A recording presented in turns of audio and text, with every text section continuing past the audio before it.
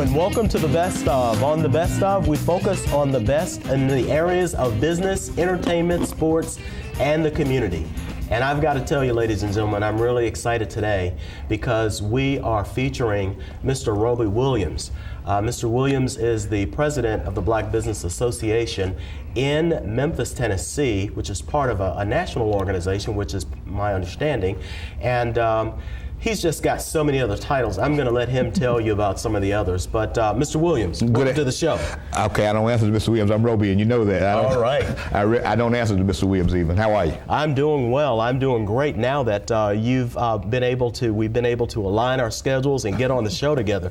So let's go ahead and start because, you know, we can talk for a long time. For sure. And you have a lot of substance. So I want to make sure that not being selfish. Fair enough. And I want to share you with the public. So with that, I'd like to start off with a real big hit. Okay. And that is, there are probably a lot of people throughout the Memphis area that know a number of things about you. Sure. But there's that one thing that maybe they don't. So tell us something about you that we don't know. Okay, I'll begin here. I am Clarence Williams' little brother. I am the younger. I'm the younger brother of an older brother we're about 18 months apart, 18 and a half months apart. His name is Clarence. Now Clarence lives in Rochester, New York. He left here in 1970 as a chemist to be a chemist with Eastman Kodak up in Rochester. And my brother has always been a clothes horse. I never was. And so my brother outfits me and he dresses me. He'll call me if I'm going to something for him. He'll call me, ask me what I'm wearing. If he knows I'm making a speech somewhere, he'll call me and ask me what I'm wearing, suggest what I should wear, that such thing. I've never been into clothes so much, but Clarence always has. Okay, so Brother Clarence, I don't know if you can arrange it, but my size a 42 short, and this is launching actually you internationally. And by the way, Brother Clarence, how does he look? I think you'll probably give him 100 plus. So what do you tell me what to wear? All righty. Okay, now with that, Brother Clarence, we're going to really give him the old test here. All right. So now you've told us something that we don't know. Tell us something that we should know about Roby Williams. Okay. I am focused. I serve in the capacity of president of the Black Business Association of Memphis, and I am a lifelong Memphis, and I'm dedicated to this community and the future of this community. And let's see, that's what you should know about me, and you should know that I and Myron Mays, my teammate at the office, and all of the people down at the Renaissance Business Center where we work at 555 Bill Street, work awfully hard to make business persons successful in Memphis. Ladies and gentlemen, I guess you can already see that this is a really, really sharp tool. This guy, he is a sharp penny, so he's already answered about half of the questions that I had for him, but we're going to go back and revisit some of them. Now, we've talked about, you've already said basically what your title is. It would probably take about 30 minutes, maybe even an hour to really tell what your true roles and responsibilities are. So just tell us a few things that you do as the president of BBA. Okay, the Black Business Association of Memphis began in 1974 as a trade association of member businesses. It began, interestingly enough, as the Black Merchants Association. A number of grocers collaborated to establish what amounts to a co-op. Other business persons saw how effective they were and said, we want to be associated with you as well. So we have persons from architects to zoos, from A to Z, if you will, who are now members of the Black Business Association, and they all profit from being associated with the group.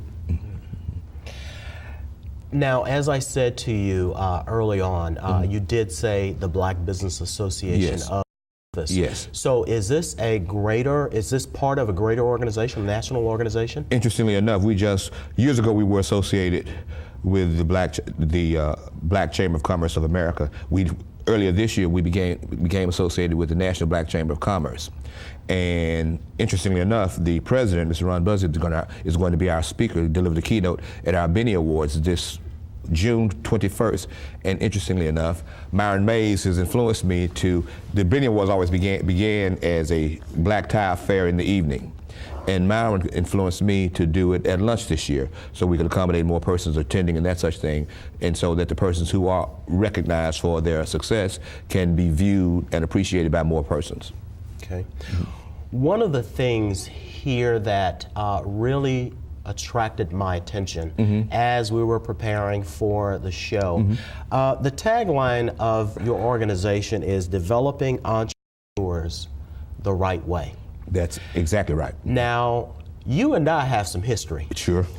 Pleasant altogether, too. Altogether pleasant. Yes, indeed. Well, thank you very much. And so you've served in a number of capacities, not just for me, but for a number of other people. I've actually been in your office, and you've had new members. You've even had people who were not members who would come in and consult and kind of get guidance, seek guidance from you. So tell us just some of the things that you do on a daily basis. On a daily basis, what we do is we assist persons. Our primary focus is on helping people develop their top line in business. We help them improve the top line that says revenues or gross sales. Absolutely. We understand first and foremost that if you can't make it on the top line, you will never make it on the bottom line. So our focus is on helping persons develop customer bases and improving the revenue stream for their businesses. Now, in addition to that, it requires that we introduce the time to persons who need to be their customers or some company for whom they could serve in the supply chain. We do that on a regular basis. In addition to that, we help business startups, we help business persons develop the models for their business. And this is where I think our help is needed most of all. Interestingly enough, I began, and Luke Yancey over at the Mid-South Minority Business Council, both began our careers in retail and commercial banking.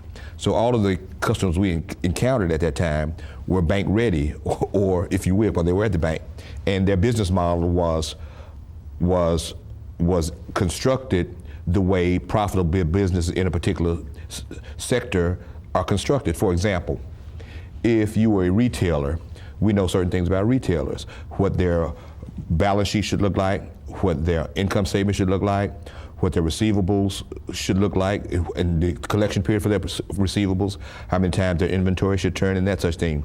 We did this right out of Robert Morris statement studies. By the way, Robert Morris is this college that beat Kentucky this year. For you Cal haters out there, I like Cal. They beat Kentucky in the NIT this year. And that's where we started. And then we come to where he is now at MMBC, and I am at BBA. And we know that a lot of businesses did not start with these models. A lot of people went into business because they were not pleased working for someone else. They could not address the challenges of working with other people all the time. They decided to start a business. And interestingly enough, many of our business models were started and modeled after what was then a sharecropping model, if you will, where you owe a whole lot to the company store and you rely on the company store to support your business throughout the year as your bank, if you will, or as your factorer, if you will, if that makes sense. Right. Well, we know that your experience is as deep as it is broad. Now, sometimes my wife and I professional development. I know. And she heads up our leadership segment and really targets on coaching and developing leaders. One of the questions that she asks often is, are leaders born or are they made? Now, from the standpoint of being the president of this organization in Memphis, Tennessee, have you always strived to do this? What really inspired you to do this? That's an excellent question. Interestingly enough, I'm uniquely equipped to do what I do. I began my career as a banker at First Tennessee Bank back in 1971 when I graduated from the LeMoyne College. I worked in banking for 5 years, right at 5 years, and then I began selling yellow pages in the state of Tennessee for South Central Bell South Central Bell. Or L.M. Berry was a company that was contracted to do the yellow page advertising for South Central Bell. And I did that for a couple of years. Then I went to work in business marketing for AT&T in South Central Bell, where I sold communicated relations solutions to business problems, telephone systems and network services to businesses in the city of Memphis. Now at AT&T, we were industry segmented, so I worked with insurance companies and with securities dealers or stockbrokers.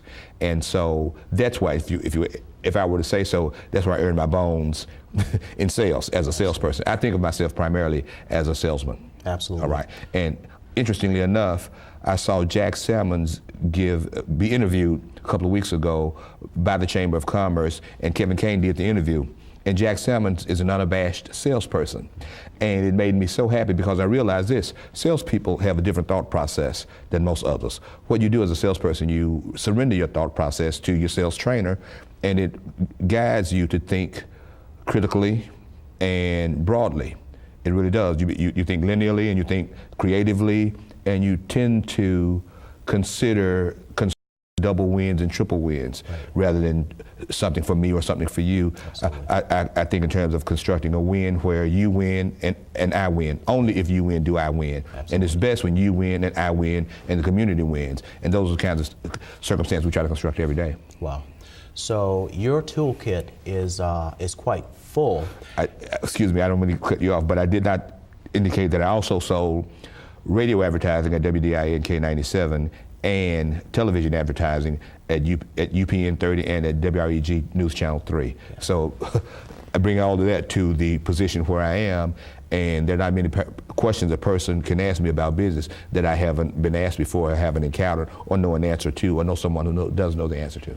Well, you're a very astute person, and I'm going to ask this question just for people in the audience to get the answer and to understand the real meaning behind and the real importance of salespeople. Okay. So what's the big deal? You know all of this about sales. Why is that important to a business? Well, let's think about it. If you don't, I said earlier, if you don't make it on the top line, you never make it on the bottom line. Absolutely, absolutely. And if there's no transaction, there is no money transferred. Absolutely. If there's no transaction, nothing happens. Yes. It all begins with the sale, whether you're at Macy's or at Walmart or at IBM or at Cisco or FedEx. Nothing happens unless something gets sold, whether it's your service or your product. Absolutely. And the revenues generated from the sale are what pays the salaries and everything else in the company. Buys the trucks, the planes at FedEx, the automobiles at Merck, Sharp and Dome. For the pharmaceutical salesman, it must be sold. Absolutely. Mm-hmm. So for all of you organizations out there, realize that the value is and the lifeblood is in salespeople. So we would encourage you to invest in those people as well as the people that take care of the customers once you've acquired them. So thank you for that lesson. Well, every marketing-driven organization understands that. Absolutely. People know of the adding, tabulating, and let me see, what was called the adding, tabulating, recording company when it began. Of course, we now know it as IBM. It began the small business. It became IBM years ago. And Tom Watson Sr., the founder of IBM, is the person who really made salespeople professionals. Mm-hmm. Absolutely. We all in sales owe a great debt to Tom Watson Sr. for that. Ladies and gentlemen, we just want to pause just for a second just to make sure that for the folks who may have just sat in to watch the show, we are interviewing Mr. Roby Williams, who's the president of the Memphis Black Business Association, and we are really talking developing entrepreneurs the right way. And so once again, if someone wants to get in contact with you, what's the best way for them to get in contact? Call me directly. Our telephone number at the Renaissance Business Center is 526-9300, 526-9300. Ask for Roby. Okay. And they'll know who you're talking about. Absolutely. The other thing, too, that you really mentioned earlier on, and I'm not surprised because you never take the credit, you always give it, and I applaud you for that. That's one